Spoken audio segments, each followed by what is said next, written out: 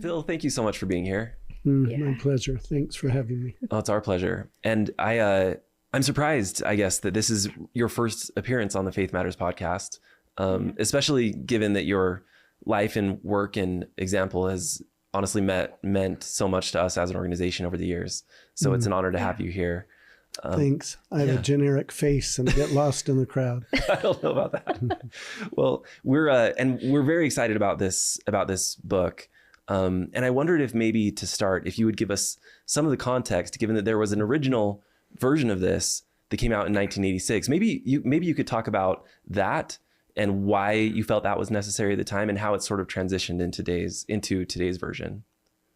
Yeah, these days that shouldn't be too surprising to people. Faith crisis is now a term in our consciousness, but young people may not all remember that there were faith struggles before there was an internet and before there was a genre called Mormon studies.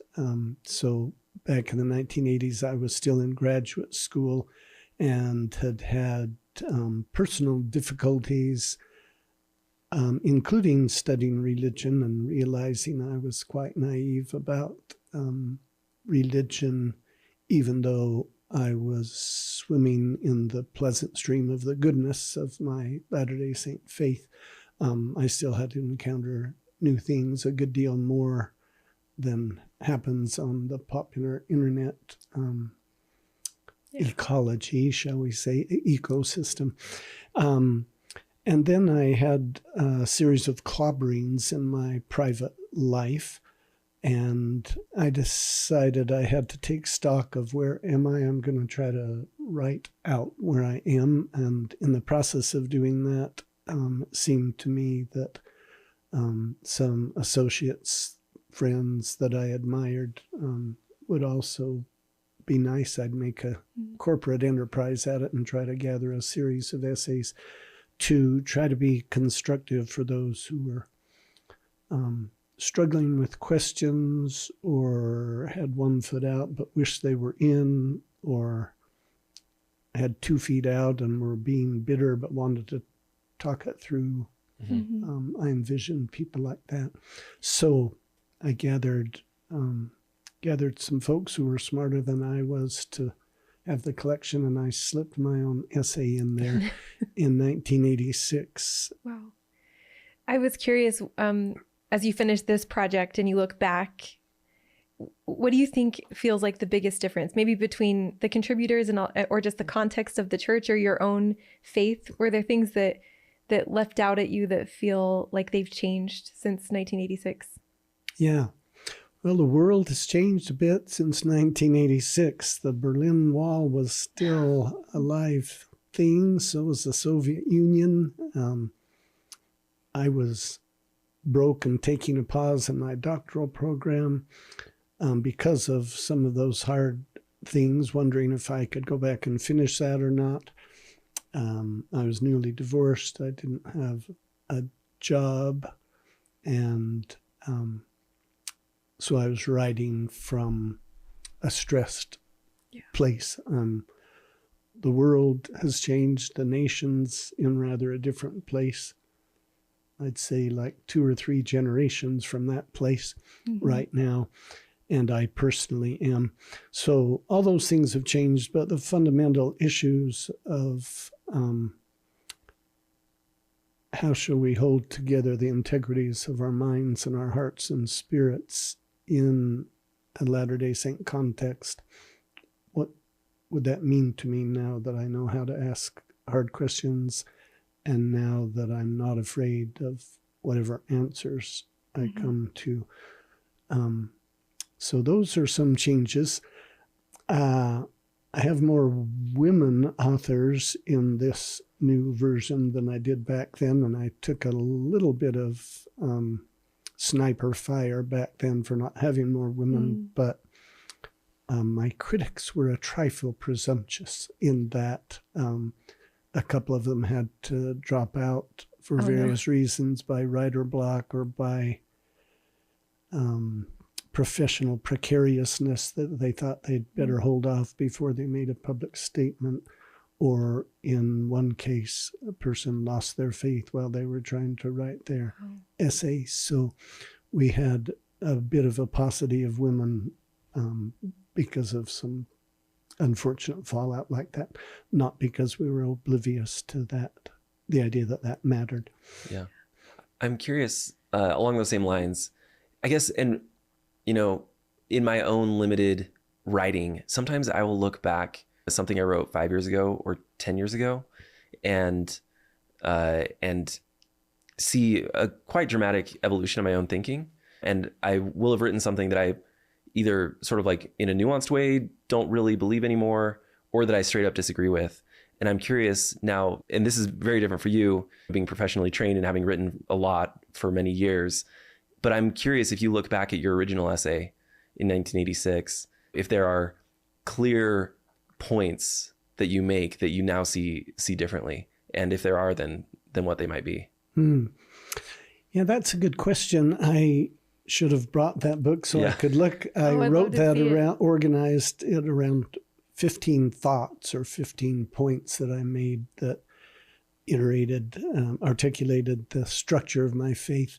And I chose not to do that, as you may have noticed in the new book. I chose to insert a new essay, not because I would retreat from any of the points. I think doubtless I would approach them from a different way, but just because of the structure of the essay that was rigidly logical, and I'm starting with a belief in God and why, and proceeding to my faith, where I ended up in that essay saying, if I should wake up in an afterlife and find that I didn't wake up and that there wasn't one, or that I woke up and it was very different than what I expected, I believe that I would be amenable to the surprise and welcome the surprise and corrected by the surprise, but not shamed or embarrassed by what I wrote.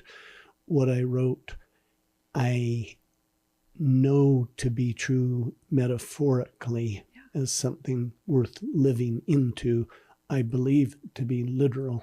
I know it to be metaphorically true. It's true, despite whichever avenue we're on in talking about the nature of truth. But overall, it was structural and logical, and I decided to explore things in a different way, and also in this new version, and also to try an essay different than all the other essays in the book, where I took a strand of restoration thought and probed it. And my argument for including it as a faith statement is, this is the sort of thing that helps me make sense out of how I choose to live. I'm not always proud of my errant self, but I am proud and comfortable with my philosophy of how to live in relation to faith, in relation to the pursuit of truth. I want to talk about your essay specifically, but before we go there, it seemed to me like one of the themes of all of these essays is that it felt like for a lot of your contributors, what they were writing about was some sort of shift from this sole focus on literal truth into something a little bit more expansive, like goodness or beauty. And it felt like everybody had a slightly different take, but to me, it seemed like in almost every essay there was a slight adjustment that they were sort of expanding this meaning making into something a little bit more broad. And so it's pinging for me when you say metaphorical truth, not because I think they were shifting and saying, I don't believe these things are literally true, but just like that stopped being the anchor or the foundation even of the reason that they're here. And that resonates with me because I think that was also my experience, that in the beginning, when I started having really big, scary questions, it was an obsession to find out what was literally true and nothing else mattered. I just remember thinking, like, I don't even want to hear what anyone else has to say about something except for these literal truth claims. Like, it just felt like it was the only thing that was real. And so I appreciated that in these essays, it was such a gentle adjustment. Like, this is why it matters to me that there's goodness here. Or this, I love Ben Schilaty's essay about just not ignoring literal truth, but just like accepting good fruit as a reason to be engaged. And so I was curious if that was a theme that you were recognizing, and if that's sort of the shift that you're articulating between your last essay and this one. Yeah, I think my comment is a species of that, and I would agree with you entirely. It's not to discount the importance of truth natively if we don't have fundamental regard for truth. We're living a fiction, and our children will be fictions or something calamitous. So we have to value truth. But I mean, for example, I believe literally in God. I have a great trust in not my understanding, but God as I understand God. But I don't know God in a face-to-face empirical way like I know you two are in the room with me. So I believe that. I live according to that. I'm willing to wager the nature of my life by living into that. And yet everything that God represents to us, kindness, power, wisdom, goodness, generosity, forgiveness, creativity, all those things are worthwhile, whether there's a God or not. I'd be perfectly happy to defend them and cast my life into my best effort that way. And I think you're right to pick up on that. I think you can hear that in a number of the essays. So that was a long-winded way of saying yes. No, we can edit all that out and just leave the yes at the end. I am curious too. I mean, I feel similarly to the way that you described, not your understanding, but sort of your relationship with God. And I'm curious too, and what that's brought out in you and brought out in your life. I'm curious too, if you feel, or what you feel, the specific fruits of this iteration of divine presence in our particular religious tradition have brought out in your life. What is it about? So moving beyond, like, this is what, like you said, God represents all of those good things. What has Mormonism represented for you? What has Mormonism brought out in you? Yeah. Well, I think the church and the restoration are a collection of beautiful humans in all of our oddnesses. That is our humanity. It's a collection of people who are gathered because they feel invited by the divine. And I feel that a deep part of my own religious commitment and understanding is the sense that I am being beckoned. I have this external, is it internal or is it an external progression? I experience that as not frightening, that I can't nail down just where the synapse is between the divine call and my own internal projections, because I can't even locate the synapses in my physical body. And yet in faith and trust and experience, I move my arms and legs just fine every day and navigate the world that way. So I can't locate just where the divine human synapse is, but I feel called, invited, challenged, beckoned. So did Franz Kafka, atheist, Jewish person, not a Latter-day Saint, but he was haunted by this beckoning, sometimes this judgment, just outside his peripheral vision.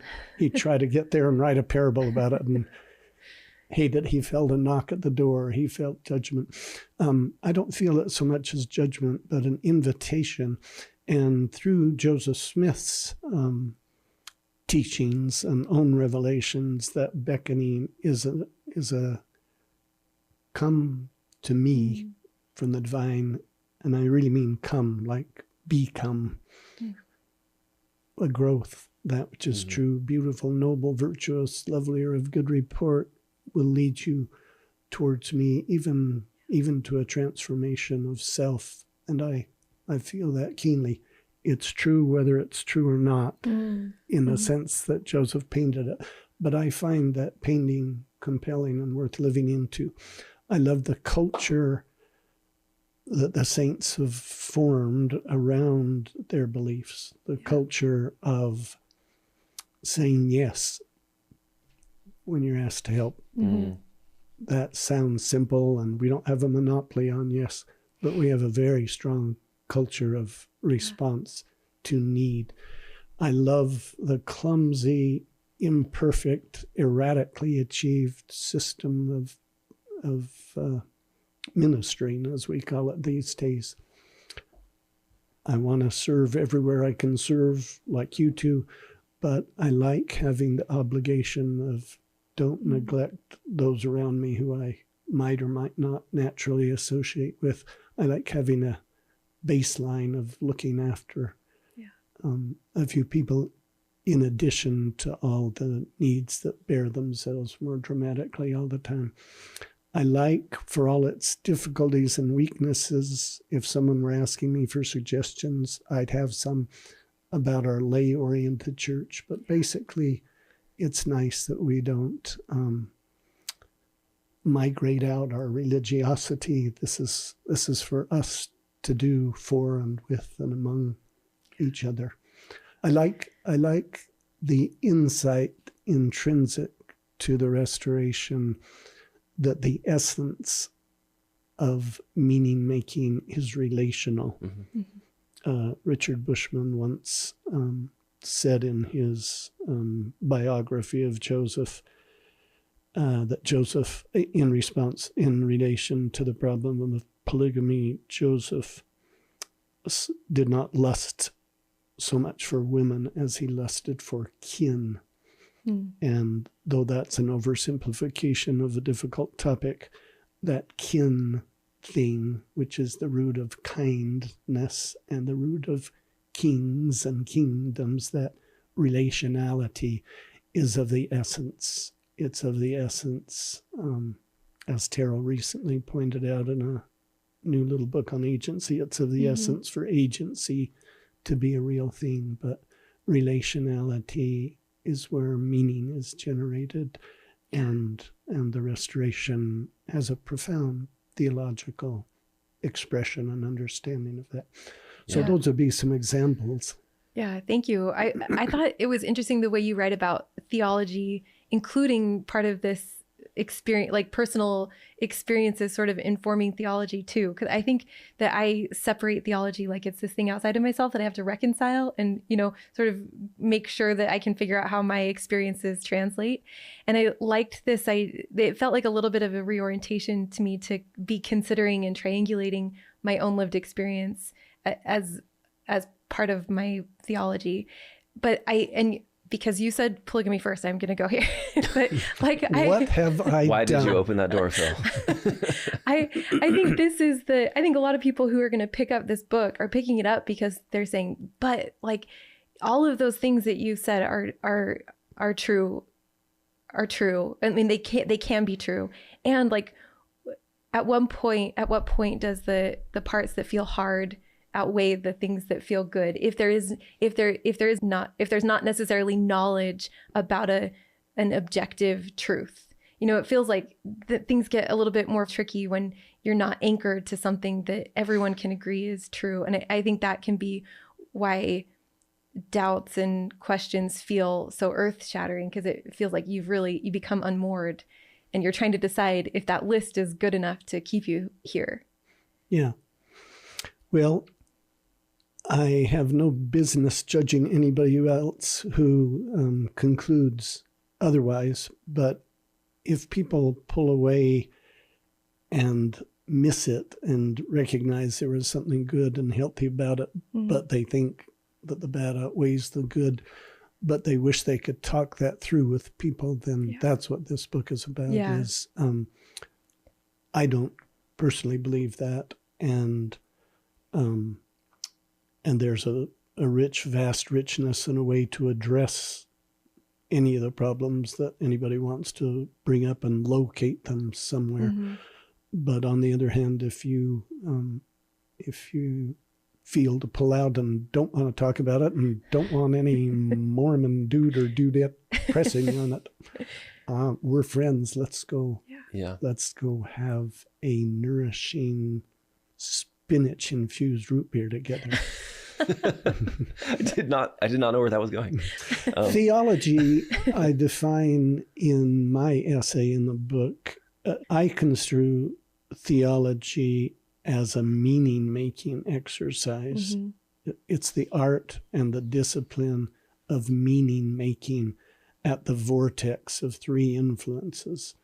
One is the religion I embrace for all of its challenges and humanness. Mm-hmm. If I'm leading off first base in life, that's a base for me.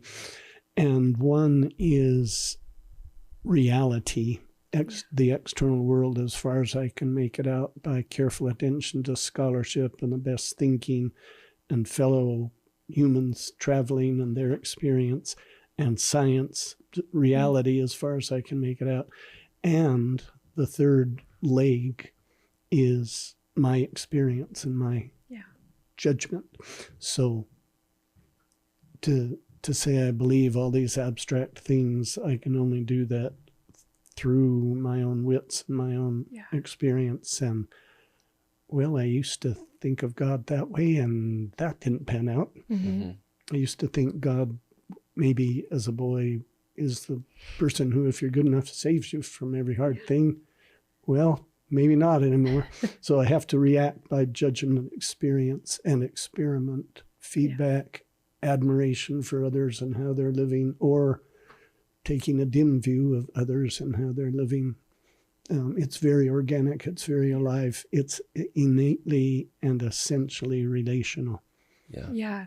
And relational, I think the most important relations are between me and the divine, and me and others, and me and my often fractured self, and me and the external world, and me and time, as I just wrote a different book about time. Yes. But I think the essence is relational. You mentioned a few minutes ago that you don't know exactly where the divine, I think the way you phrased it was the divine human synapse is. If I'm having some inspired thought that feels inspired and outside me, and I have Freud next to me and saying, that's an interesting projection, young man. I used to be nervous, angsted, chewing my fingernails, praying by apoplexy. Tell me it's you, Lord, instead of me saying that, or my mother saying that, and me remembering. I'm entirely more relaxed about that. That's what I want to dive in on a little bit, because the more you understand about neurology, not that I understand very much at all about it, but you understand how powerful our brains really are, and how powerful our bodies are. Yeah. And they are capable of creating all sorts of projections and feelings, in line with, potentially what we need in a given moment. And so I'm very familiar with the lack of relaxation you're describing, in which one cares very much, whether or not something was completely internally generated, or, let's just say like materialistically generated, versus some sort of, genuine divine connection. So I'm curious, and I would imagine that there are people listening who find themselves in that state where they care very much. Yeah. And so I'm curious if you could talk through what in your life changed, or how you found yourself in a state today where you are relaxed about that. I can remember, I'm not sure this was a complete pivot point for me, but it was pivotal.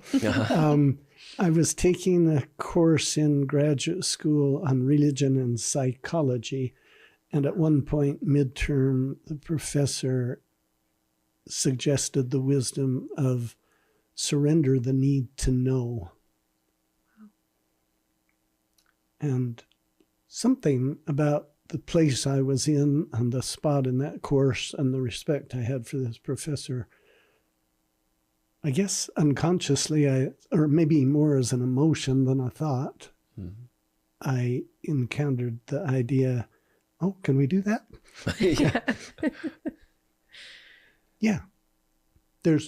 I want to know everything that I can know that matters. I'm not giving up the desire to know, but to give up what our Buddhist friends get, to give up that clutching that Yes. white-knuckled thing, which can actually, to have a passion to know is wonderful. But if Aubrey is my new friend and I'm Tim and I don't know her very well, I just know I want to know her better. Yes, that sounds very familiar. Yes. And it seems like we're getting along, but I stop on every 45 minutes to take her pulse. Like, we're really good friends, right? We're dating here, aren't we? You like me? Yeah. That can be counterproductive. Like, she'll think you're a nutcase, rightly, neurotic. And it just can get in the way of the organic growth. So I want all the knowledge I can get. The Hebrew notion of knowledge biblically is to know is to experience. Yeah. Right? That leads itself to an organic thing. I can relax. Again, I don't know where the synapses are in my own body, but I live into it, and by their fruits ye shall know them. I have great faith in my body synaptically. By their fruits ye shall know them. In your relationship with Aubrey somehow along, that had to be more than empirically verified at every minute. Yeah. It would stunt. It would be the wrong kind of fungicide or pesticide or growth inhibitor to have to test known empirically, keep eyes on Aubrey every time. It can't grow without faith. That's not a proof, but the experience is proof enough to trust and live into, and then one gets the feedback. Am I mixing too many metaphors? No. That's really great. interesting. And I also feel like what you said right at the beginning there, that, sitting in that class, some combination of where you were in that moment, environmentally, in your own faith, the respect you had for that professor sort of set you up for the possibility of a shift in paradigm. And what that says to me is that we shouldn't necessarily beat ourselves up if we're not in a place where we're ready for a shift in paradigm. Like sometimes, like I guess my worry is that somebody hears this and they say to themselves, okay, now I have to get myself into a situation where I'm ready to change my mind. And I think almost necessarily to get to the type of place you're describing, you need to pass through some territory that is not like that place, where this thing, this longing for certainty is really important. And I just think that's a stage that emerges very organically, as is often the stage that you now find yourself in. Yeah. I'm not prepared to posture and spray out, this is how everybody's life path has to go. But for me, it has been that case. I am assured enough to stand somewhere comfortably. And there's a bit of agnosticism to the whole package. I don't know all sorts of things. I've discovered in my 70 years on the planet that I surprise myself regularly. I don't even know myself with that kind of confidence. I do know that it is good, and I have grown in that goodness of being comfortable with discovery as a permanent state, and that's comfortable. Because when I get to the other side, if there is another side, as my faith has it, as my authentic belief has it, I'm very sure that I'm going to be surprised. Yes. And so surprise is woven into what I value about faith and learning. Surprise is no learning without surprise, right? Another theme that kind of seemed to emerge is that there seems to be an orientation with maybe all of the contributors that challenges are part of your faith life, and that you can lean into it instead of shying away or putting them away or ignoring or running, or and I think it's easy to think that faithfulness or being a disciple can look like choosing to keep blinders on. And I really appreciated that these people, they were in this space so thoughtfully, that they weren't here because they had avoided the things that made them uncomfortable. It was like they had all moved through whatever challenge their life had naturally presented. It seemed like that was so much a part of the fabric of their faith. Do you think that's part of this recipe for feeling comfortable where you stand? To regard truth? To face the things that scare you most, I guess, about your faith. It just felt like every essay was somebody talking about how they had worked through the thing that challenged them. It seemed like that was a theme to me, that those challenges were not actually obstacles that broke them. They were part of this experience that made them capable of staying in deep relationship with God. Yeah, I think that experience, and that's not unrelated to your earlier point, Tim, the experience of those trials, if handled well, can be like a broken pot, and those shards are woven into a new, stronger wall. There's two sides of a divide that maybe I could comment on. When I was growing up, I'd hear all sorts of voices that I think you're alluding to, that don't go feed your faith, don't feed your doubts, and don't read literature that challenges you, that's anti-Mormon, that's of the devil, that's going to lead you astray. I want to be sympathetic to those who talk like that in to some degree, or to one respect. If I'm given the privilege of another day tomorrow, there's all sorts of ugliness, all sorts of chaos, all sorts of political threats I can spend my time on. And I need to understand that stuff. I need to stay competent as a citizen. But there's an infinite amount of beauty to be made, and goodness to be made, and helping others to be done. Where shall I spend my time? Right? It's not silly to say, spend your time on something edifying that builds. You should befriend your enemies, love your enemies. You should help the person who's dispossessed and in the gutter right now. On the one hand, and how do you do that? You have to balance those things. So I can be sympathetic to those if their point is live among people in literature and with film that edifies and builds and makes beauty and goodness. That's not a silly thing.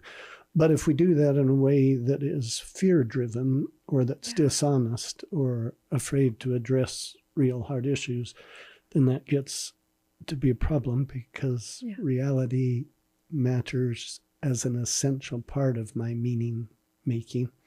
Reality matters because Scripture declares our God is the God of truth. We better, if there was something scowampus about polygamy, or scowampus about this statement that this leader said, or my local bishop said, or my all too sure husband said, or something, I better, that's just self-contradictory not to regard truth and have respect for it in the process of determining it. And we often move because of our fears more than because of our loves and our aspirations. And there are some things to fear. I don't want my child to be so brave he walks up Center Street in Provo casually. So fear's not the devil, but living fearfully as your molecular structure of your life is a problem. If God is not a God of truth, as the Scriptures declare, then God is not God. That's like a Book of Mormon thing. If X were the case, God would not be God. God might have the biggest pecs and biceps in the universe and might strike me dead. So I might respect that. But it's not a God I'm going to devote. I'm even capable of devoting my heart and my might, mind, and strength to, unless God is a God of truth. So there ain't no sin in searching out truth, including things that seem a problem to you. If you try to have faith by apoplexy, meaning try to talk yourself in as hard as you can while you hold your breath to believing things that you're having a very hard time believing, there's a problem in method. Yeah. I really like that. Yeah. And we've talked a lot so far about, this pursuit of truth, and how sometimes, the challenges of navigating that path are what make it difficult for some people to remain engaged in the church, with the tradition more broadly. And there are other aspects to those obstacles as well, including the challenge of just living with each other, in a lot of ways. I think all of us can relate to to that point, and we've probably all encountered difficulties in the relationships that are thrust upon us, through our engagement with the tradition.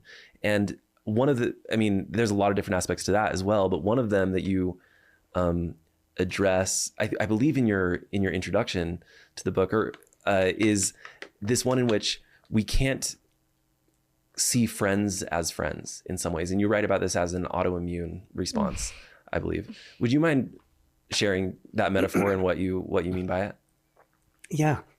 I'm glad if you like that metaphor, or maybe you're trying to pin me to the wall and don't, but I not at all. Really I thought it was really useful. Yeah, I think we as a people can be guilty of an autoimmune disease, where one part of our system is attacking another part of our system, and thinking thereby that we are in the service of God. The book of Job, which is much cited and little read, portrays friends of Job who are very, very sure in their defense of God that they've got things right, and they really tick God off. And at the end of the story, God won't talk to them. He's only going to talk to them through Job, because they have not done right. What did they do? They defended God. But they defended God with an ill-founded and inflated certainty. God is just. You're suffering. Since God is just and God's in charge, you therefore did something wrong, Job. You're a sinner. That argument pressed upon this innocent man displeased God. We can have an autoimmune system when within the kingdom we don't have tolerance, patience, respect for one another, but also for things we're talking about, for facing problems. So the authors in this book are courageous and good and experienced enough, whether they're right or wrong in all cases, to in the pursuit of truth and a thoughtful faith, to articulate themselves. And if we attack that as you're sowing doubt because you have questions about polygamy, shut up. No, I think that's evidence of we as a people having rheumatoid arthritis, an autoimmune response to ourselves. And we often don't know who our friends are. We're a lot better off, because Juanita Brooks said, if we don't examine this festering infection of our complicity in a murderous tragedy as a people, it's like if you try to avoid that treachery you pulled on your best friend in high school and never come to terms with it and don't get it out and reconcile. So we were a traumatized people. Yeah. The saints too need sympathy in what happened, but it needs to be addressed. And she was attacked. She was not given more calling. She was socially isolated in her own little ghetto. That's rheumatoid religion. It's understandable because it's scary and fear drives it, but it's not healthy. Yeah, I was thinking, so many things came to mind when I read that part, and it was so catchy. I loved it. And I felt it on a visceral level. I know that feeling of wanting to attack a thing that scares you, but it feels like in the moment, I'm not sure I'm very quick to recognize it as fear. It feels like righteous anger, It doesn't feel like I'm so scared, so I want to feel vindicated that this person is in the wrong. It feels like I'm protecting something that matters. And so I don't know. So I how do you know when it's coming from fear and not something more necessary or important. Or I think I have a lot of language that sounds much better than fear, like, you know, boundaries or righteous anger, or like I call it anything but fear. And I think probably in quiet moments, if I'm examining myself, that's where it's coming from. But I think probably a lot of the reason it gets some momentum in our community is because it's hard to name when it's in you. Yeah, give me a case study, a little sample of. Well, I noticed. What's the it you're talking about when somebody does something that's critical of the church and you want to criticize them for or it? Maybe it's in our own, like in our ward, in the church, in the sense that like our ward. And if someone says something that I disagree with, like my gut reaction is to like make them a villain, really. Like, and I think it's coming from fear because I'm afraid of what it means about me. But I feel like the feelings I'm gonna name are not fear. In the moment, it feels like my brain is just searching for words that make me feel like I'm in the right and they're wrong, and I'm correcting something really important. Not that I'm scared, and so I'm attacking this thing that is part of something I love. Yeah. Well, there's an array of responses we might conjure, right? Mm-hmm. We could get in a fight, but it's not a very strong response. It's a loud response, or it's a overt response, but it's not a very confident response. And if it's not a confident fighting like that, if it's not a confident, which is fid is faith and con is with it, confident is a with faith, trusting thing with oneself or with truth.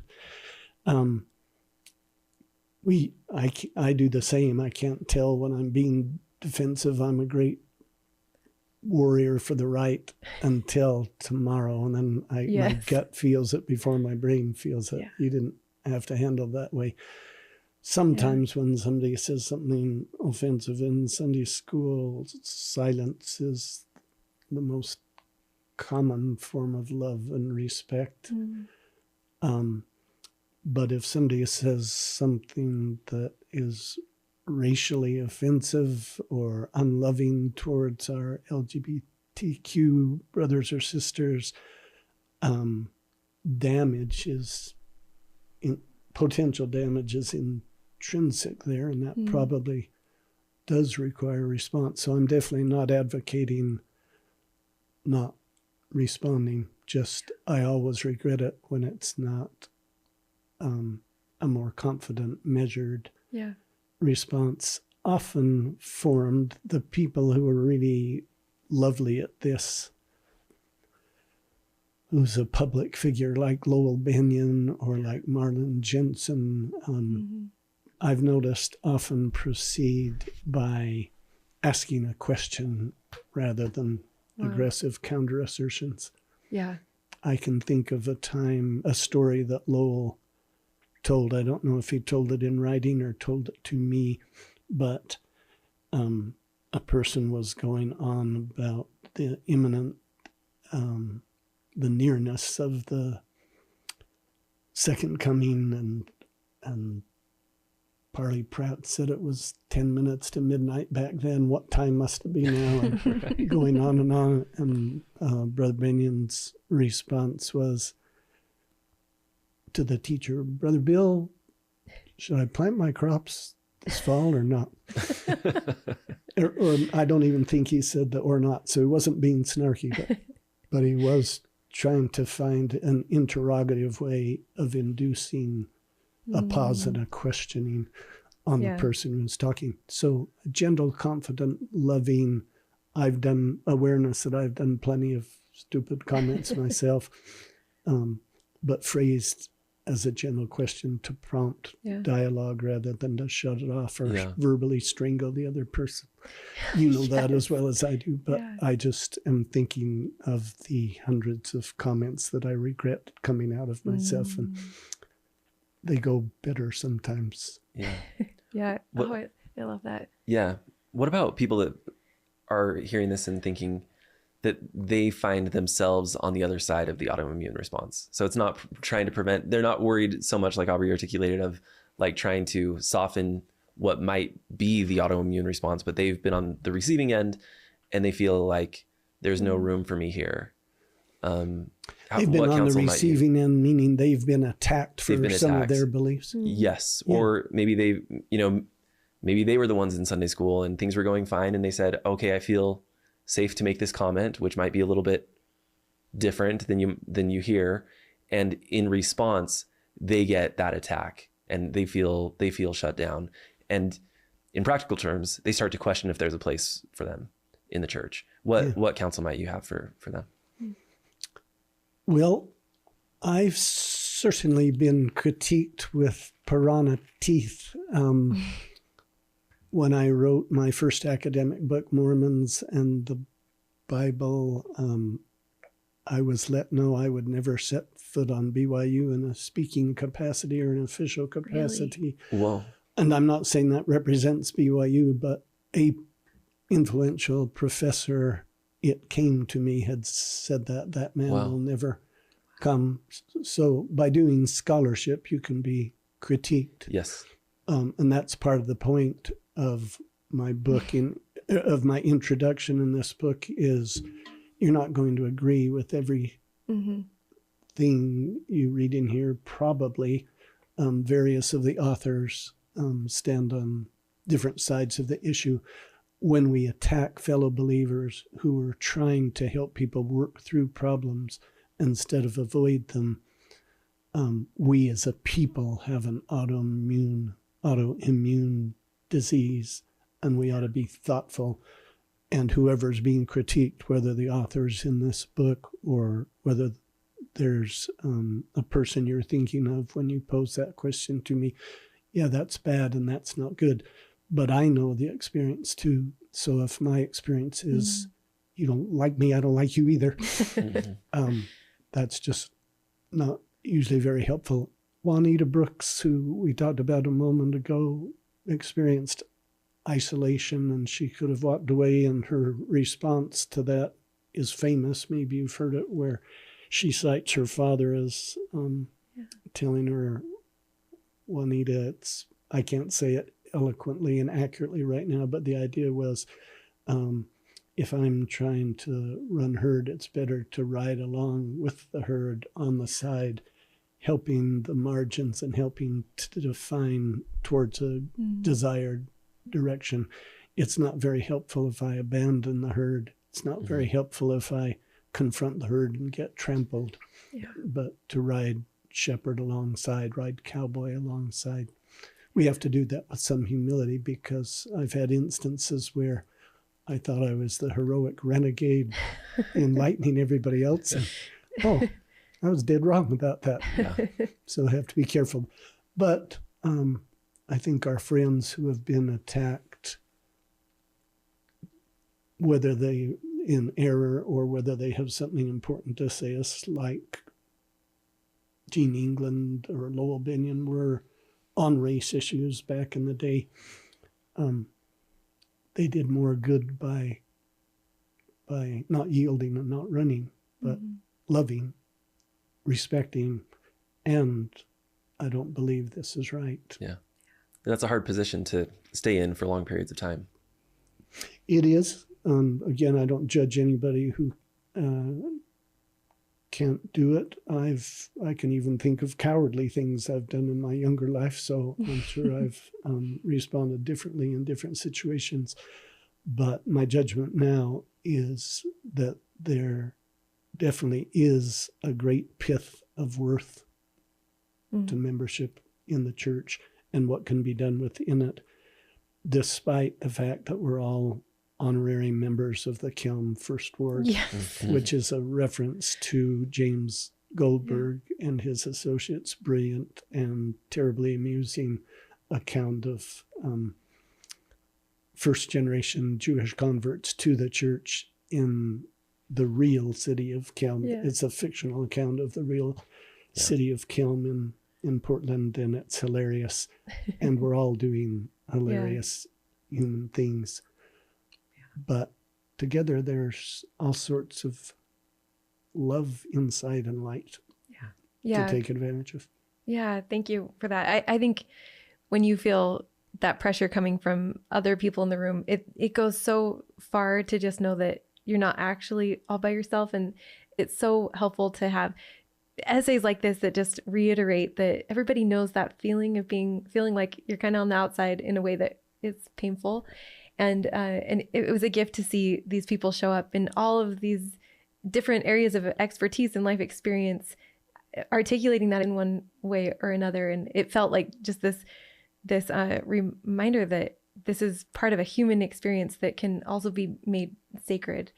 And I wanted to ask you, I know we need to wrap up, so I want to give you the last word, but you mentioned an early reviewer who said something about how she kind of grew up believing that she needed to be lopping off parts of herself and slowly shaping herself into something kind of generic, a generic disciple. And it kind of made me laugh because I know that feeling that like our individuality can feel like a problem sometimes. And I love the way in every essay, these really thoughtful writers showed up in so uniquely their own person with their own experience and with experiences with God touching their lives through their own language. And that was really a gift. Like you can be a scholar or a scientist or a podcaster or whatever you are, and God reaches you in your own way, and you can be particular and unique, and that doesn't need to change. That can be part of what connects you to God.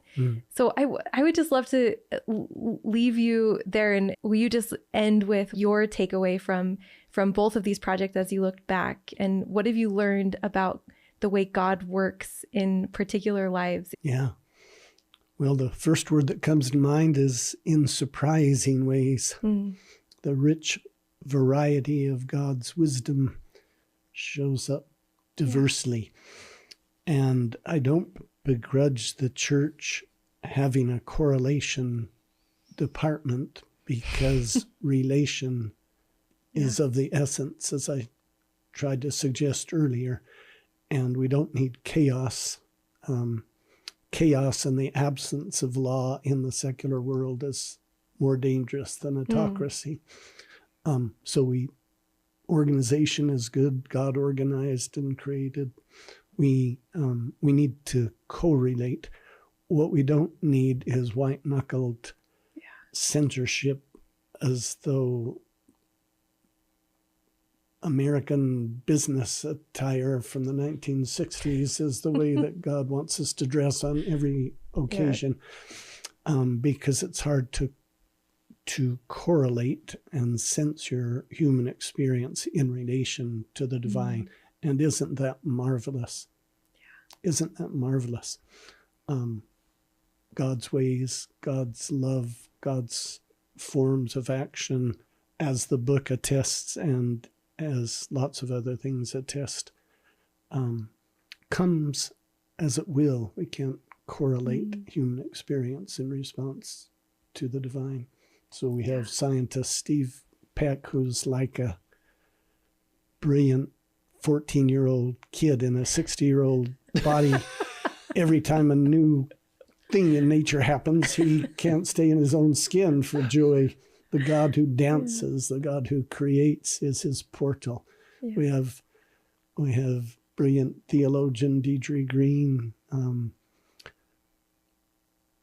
ruminating very carefully as a Kierkegaard scholar. She taught me how to say Kierkegaard instead of Kierkegaard. I didn't know that. Now we know.